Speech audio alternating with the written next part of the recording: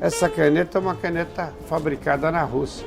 É uma caneta Montblanc do início dos anos 90, 1904, por aí. Esta aqui é uma caneta tinteiro americana de uma marca famosa. É uma Delta de edição limitada. É uma peça fabricada em madrepérola, ela é oitavada, ela trabalha em prata de lei, porque às vezes você olha uma caneta, ela é uma coisa simples, mas tem canetas que são verdadeiras obras de arte ou engenharia, quando elas foram projetadas e fabricadas.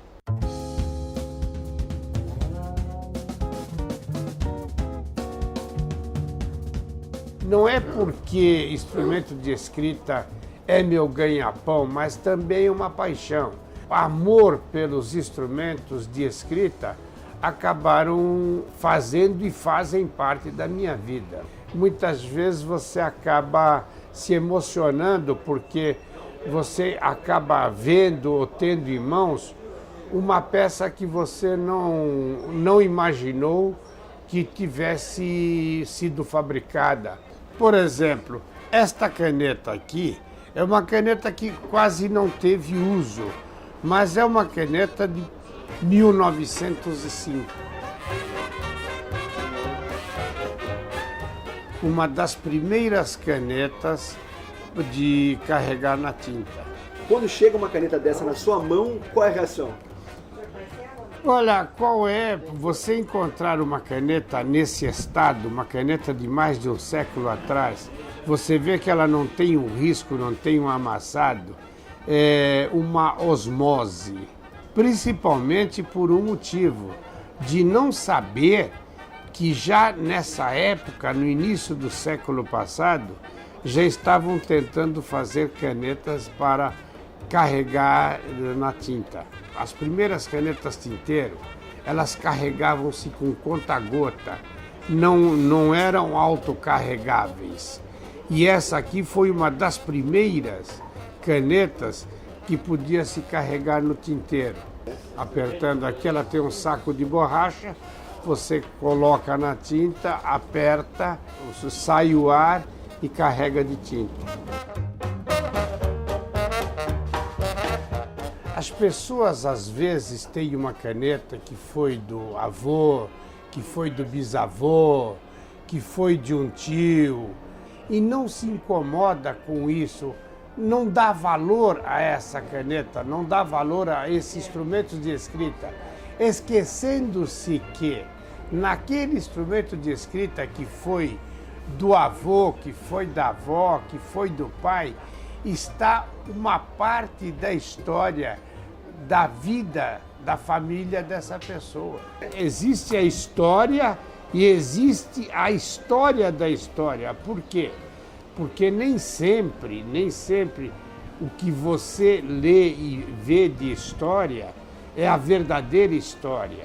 Tem sempre uma outra história por trás.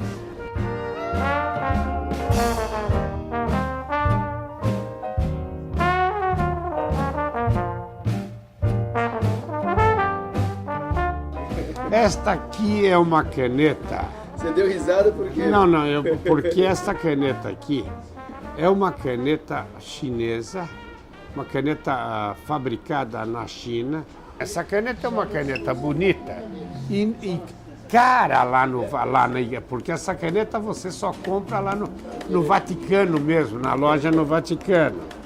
Você aqui, inclusive na tampa, é que está muito pequeno e você não tem como ler. Mas você poderia, se as letras fossem maiores, você viria aqui, Museu do Vaticano. É uma caneta fabricada por uma empresa que hoje é um dos maiores fabricantes de instrumentos de escrita no mundo, a Laban, na China. Existem canetas fabricadas na China que o preço atinge 20 mil dólares, 40 mil reais.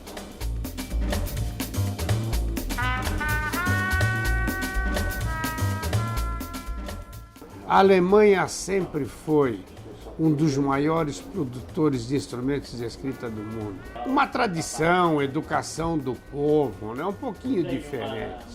Ou escrever com uma Montblanc é diferente de escrever com uma caneta... Não, é a mesma coisa, não muda nada. Quando se trata em esferográfica, por exemplo, as pessoas acham que tem uma esferográfica, a ponta é mais macia que a outra. Mas isso, na realidade, não existe, porque é uma esfera de metal. Numa esfera de metal, você não pode ter, não tem maciez. O que muda, muitas vezes, é a tinta.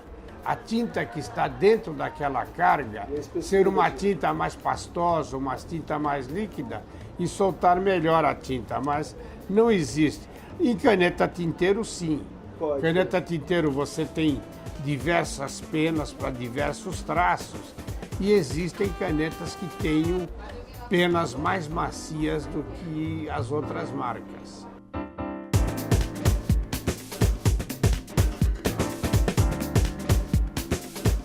O que é para mim mexer em caneta hoje é continuar a ter o prazer de trabalhar com o que eu gosto. Eu estou aqui desde junho de 1954 e espero,